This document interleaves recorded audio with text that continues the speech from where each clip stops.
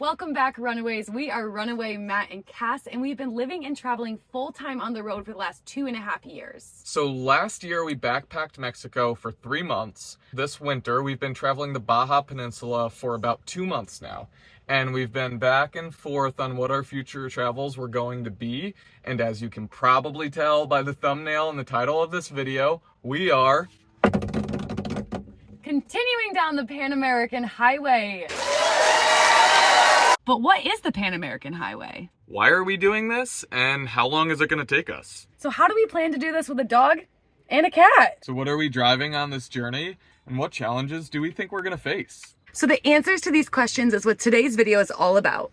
But before we dive into that, make sure if you're interested in these journeys that you subscribe to our YouTube channel and click the notifications button. That's really important because then every time we put out a video about these journeys, you're gonna know that it's out. And if you wanna support this journey, it would mean the world to us if you checked out our Patreon because this is truly the best way to support us. We're gonna be developing a community there that shows exclusive content to all of our travels, really cool information like our favorite campsites that we go to and our favorite things that we see. A really fun part is potentially blooper videos of all the times that I mess up talking to the camera during this video. So let's get into it.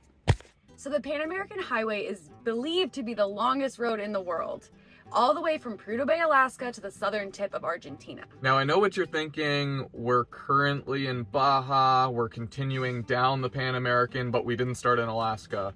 And you're right, we're not gonna get our Pan American Highway participant sticker. Yeah, so we're not getting that. We started our journey from Rochester, New York. It wasn't originally our plan to go down, but we got down here and we said, you know what, screw it. Maybe one day we'll go back up to Alaska and complete the section that we haven't done. But right now, we're gonna miss about 1,600 miles of the 15,000, roughly 15,000. So we'll do about 90% of the Pan American Which Highway. I think is pretty good, at least for right this second. So the main driver for the continuation of this travel was that we wanted to continue traveling internationally. Before coming down to Baja, many of you know we were deciding between shipping the van to Europe or doing the Pan American Highway. And we chose the Pan American Highway. The main reason we chose this is we really boiled down what we were trying to find in our travels. And we realized, like, we've been traveling for 2.5 years now, and it's not travel, it's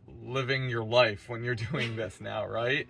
And if you're just chasing pretty scenery, you're not actually getting a ton of fulfillment long-term out of this. Life is about way more than just, like he said, seeing pretty places. It's about having goals and ambitions and passions that you want to extend. And I want these travels that we do to promote those. We made our pros and cons list and really didn't find... Scratched it. Yeah, we really didn't come to an answer with it. But then we said, like, well, what's the purpose of these travels? So we set some goals up for each of us. And then the question was, which of these two routes is going to enable us to accomplish most of these goals or more of these goals? So what's your top 2 goals? My top 2 goals is to go to a language school. I would like to be fluent in Spanish. I know a little bit now, but I would like to be on a fluent level. And I was thinking after 3 years of traveling down the Pan American Highway and through Latin America, that hopefully I will be by the time we hit Argentina. Yeah, so we're gonna do a language school here in Mexico, but after we ship over to mainland,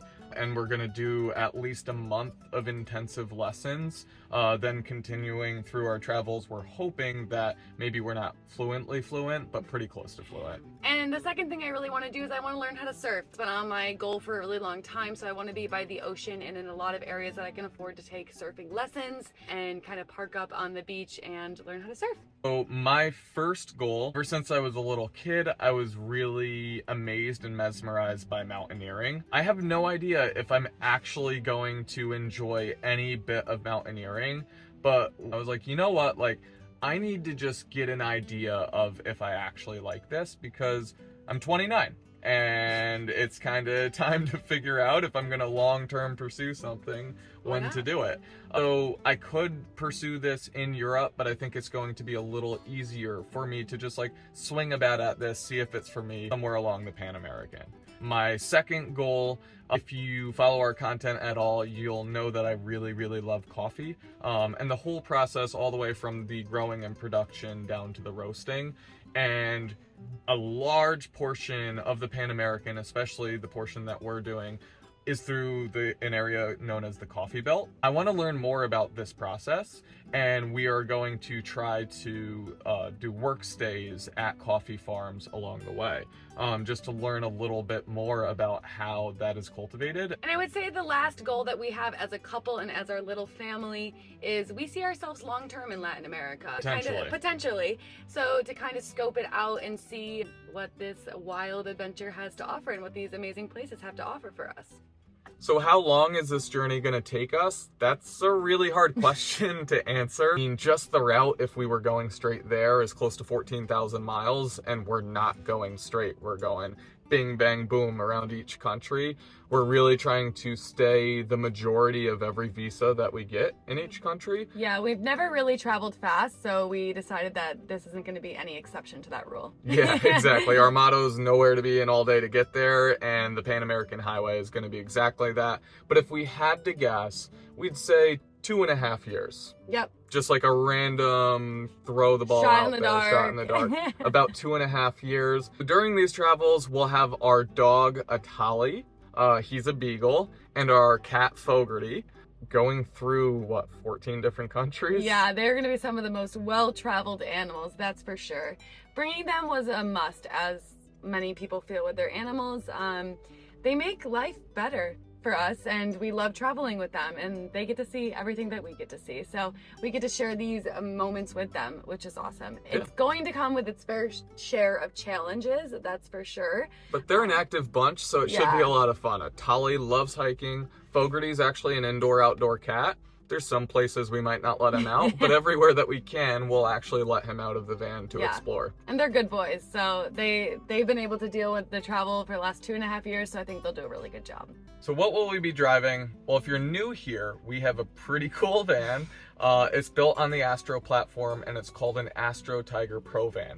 So it is a pass-through camper, unibodied with the Astro van. Is really small. It's got a pop top. It's about 60 square foot, but we've really put a lot of work into it to get it ready for a journey like this. We've lifted it, we've given it good tires, there's all sorts of little overlanding upgrades. But make them watch the van tour. Yeah, so if you want to learn more about our van, our 34-year-old van, check out our tour all about the van. We go through all of its specs and show it off to you.